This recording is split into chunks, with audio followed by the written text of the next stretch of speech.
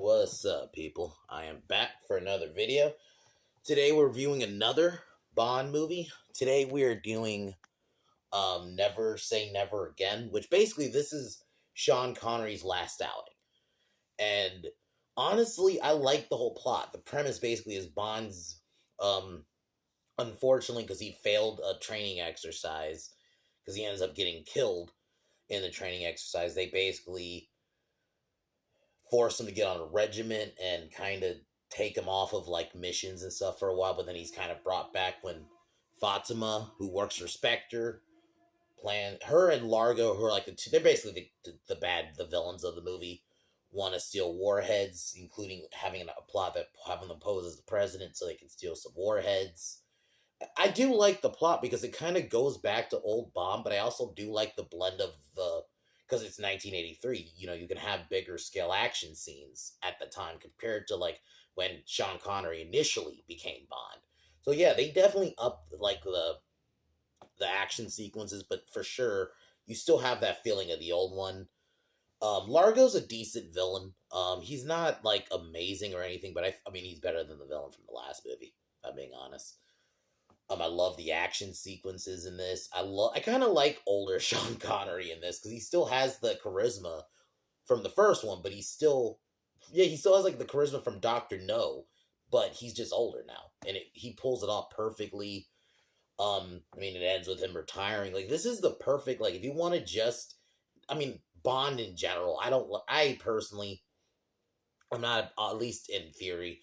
I'm not a big fan of Bond retiring, but I'm cool because at least this is this version. Because Sean Connery probably was also like, you know what, I want to do one more movie to kind of end my character, and yeah, this is the perfect way to end that version of Bond. You know, you can watch those movies and then end with this one. He retires with Domino. You know, who's the classic story, like a lot of these old Bond movies, right? Where the Bond girl works with the villain or is dating the villain in this case. Played by Kim Basinger. I thought she was pretty good in this. Because I was like, I recognized her. I'm like, oh, that's the chick from Batman. Um,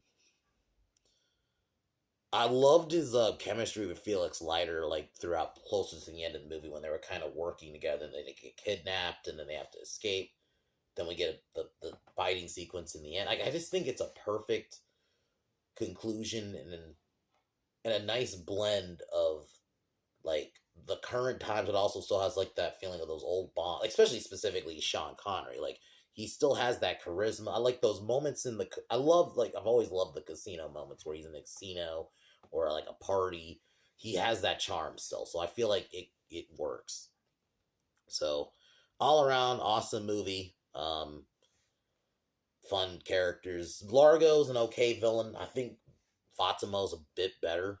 But I think the villains still work for the movie all around, and I definitely recommend this one. And like I said, if you want to just watch the Connery era ones, this one is the perfect conclusion. He gets married, he retires from MI6, gets married with Domino, or like it's implied. I don't think they don't. It's not like a whole wedding, but like it's ideally that's basically he probably spends the rest of his life with her. So that's kind of what happens.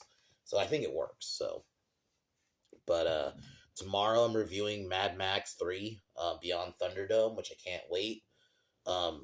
This was I'm definitely gonna at least spend a portion of the review at least talking about Tina Turner because it's probably what most people remember from this movie. To be honest, is her, but also the whole Thunderdome gimmick, which I love. I just love the whole cage, especially being a wrestling fan. It just works, and or like Gladiator, it kind of brings me back to that too. So, but definitely I'll be reviewing that tomorrow.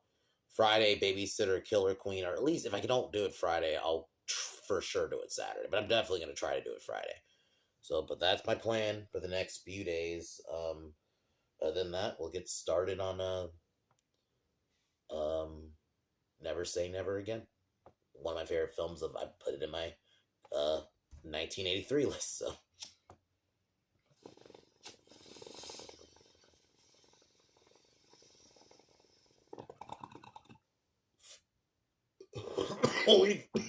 Not necessarily negative. I just kind of wish that you did get like a Bond song like in the old ones, but I wanted like in those old ones, he had like almost like a music video. of like the intro was like a whole setup. In this, it was just kind of the song playing, which I enjoyed the song, but it was also like it was also just um like kind of the credits and then like a shot of the building. Sorry. Anyway, um, and then a shot of the building. I just think it was like it. Um, I just would have liked a bit of an intro, but it's not necessarily like a negative. I still like it. So Bond, you think it's like in him on a mission, taking some guys out. He ends up saving the girl, but it turns out it was the girl's handcuffed. Turns out the girl had a knife and stabs him, and then it's a training exercise. So because he failed it, they had to. They felt like he's getting out of shape and not on par anymore. So they kind of take him off missions, and he has to work his way back to it. While this happens, we see this is where we're introduced to Fatima, who works for Spectre, steals some warheads, um, so causes an attack. So basically, Bond is kind of forced to come back, and this is where we see Spectre. I like that. That's what I like about it, is because they still have Spectre and all that from the carryover from those old movies.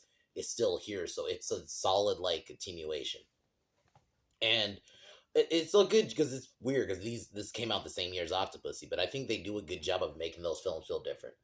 Like the Bond films, I think at least the way they're done is because they're done by era. So right, so there's continuity, but it's almost continuity only within that actor. So just a lot of his other missions just kind of blur together. It doesn't really matter the actor. So I think they do a good job with that. Like you're not like confused because it's like, oh, this is Sean Connery's Bond. I was just watching Roger Moore's the same year, but it actually works. I think they managed to. They both feel different from each other. That you don't feel confused. Um, because this one specifically, a lot of the villains feel like this is specifically like the Connery ones. So Bond's brought back. He has to come back. I love the action set piece. One of the fight scenes is in a gym, like Bond is training, and these like it's an assassin tries to kill him. Bond ends up fighting. I fucking love the fight scenes of this because they still because like while the more ones are a bit more like the fights are kind of that's where I feel like the fights got a bit more serious. Where this one they try to still have that tone of like the originals or like specifically the Connery ones. So that's why the fights feel like that, but it's just an '80s version of it. It still works though. This is where we meet Largo, because they plan on stealing some warheads. He's working with Fatima. I do like the scenes where you see like this one-way mirror. It's a nice trip, and this is where we meet Kim Basinger's character Domino, who's basically like the love interest of the movie. And obviously, Bond starts falling in love with her, but uh, I do I do wish there was a bit of like you do get kind of like a tech scene. I do one fun scene that I thought was really fun. There was a shark when Bond's like underwater trying to find a Spectre's base. He gets attacked by a bull shark. And granted, it was very cheesy how they did it. Like it was it was still fun. I had fun with it. Granted, I really enjoyed um I did enjoy fucking that scene. It's just fun. Like they still like try to keep that tone of those old ones because it works. It's just in the '80s. So yeah, he and Leiter do some recon, but then they end up getting captured. And this is where like I think throughout the film he starts kind of connecting with Domino. He even kisses her to piss off Largo. Like Largo, I think the only problem with a lot of these villains, to be fair, it works for the movies though. They don't need to be. They're simple. So yeah, their plan is very basic. They want to take over the world. They want to blow something up. Nothing over the top. Nothing like crazy. No, you don't need a backstory or anything. So the scene when Fatima dies because Bonnet like places like I think like a bomb on her or something like it bounces back on her because she tries to shoot him and it bounces back on her and it goes in her chest and it just blows up. That was fucking hilarious. I thought that was a hilarious scene. He then kills Largo. Actually, no, hold on. Go back. Backtracking. Um, so I do like throughout the film they do really focus on Bond's age because it works because it's almost like here's a Bond now that's like he's been through so much, but also like they're gonna go at his age obviously too, and you can even tell he looks it. I think Sean Connery pulls it off though. Like there's a little gray in there. Um, so they end up killing Lighter or Light, not Lighter, fucking Largo, because he and Bond and Lighter like lead an attack.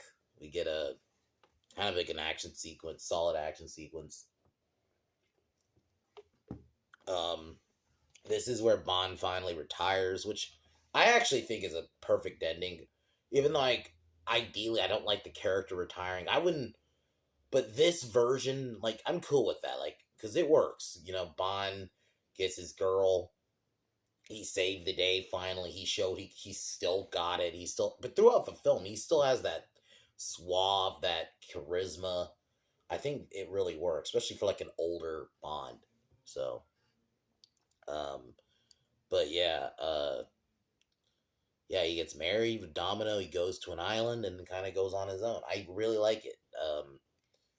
I really think it's a perfect way to end his character.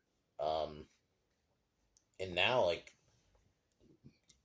so, especially I like how he kind of like came back and it's like, yeah, it's like a glove. He just put it back on. And he still got it. So Sean Connery really shows like to me, he is my favorite Bond just because the fact like he's the last Bond film that he did was in 71. Because 71, yeah, 71, yeah, because that's then it was more that came in. So it was almost like that's over 10 years. He came back later and he still just did it like nothing. Just like he still got it. Like that's like when you know you're that character. If you just come back and it's almost like just putting a glove back on, like I mentioned. Like you can just come back and you still have that. You still have it. And I think he did perfectly. So, and it's nice because he actually give this version of Bond a way to wrap his character. Because I feel like he kind of like the way he left, just kind of was just I don't know, just kind of ended, and then it was just a different Bond next after that. But because then it was on Her Majesty's service. That's where Lazenby came in. So, uh, but overall, I love Never Say Never Again. I probably give this film a 8.5 out of 10. Solid Bond entry. Um, love. I like I like old Bond, so I actually would really mind them if they get like a maybe like a Pierce Brosnan right now. That's what I was trying to think. Like a Bond that could because Pierce Brosnan I mean he was Doctor Fate. Granted, they fucking killed him, but that's another rant and for another day. Um, I really think he could probably still be Bond right now. Like honestly, if they're like you be an older version of the Pierce Brosnan Bond, I'd be for it, man. Give him one more film, I'd be for it. Something like kind of like this. Give him like a final way to kind of wrap that version of the character up. I think it'd be perfect. But anyway, I think Connery really shows to me he is Bond. Like way you can watch those movies and then just end it with this one, and then that's it. Like his character, that arc is perfect. But yeah, overall 8 out of 10. I definitely 8.5. Sorry, I'd recommend it. You almost can just watch, like I said, on its own if you want to just watch the Connery ones and then end it here, and then it works. So, but other than that, tomorrow, Mad Max Beyond Thunderdome. Continuing on with Mel Gibson movies. I'll figure out what other Mel Gibson movie I'll be doing because I don't want to just rush to The Patriot. Part of me wants to wait till 4th of July, but I'll probably find something else. Or I don't want to do this, but I maybe like pause Mel Gibson movies for a bit and maybe I'll just do something else on Thursdays until we get to like closer to like 4th of July or something. So I'll think about it though. Other than that, I'm gonna cheers and talk to y'all tomorrow.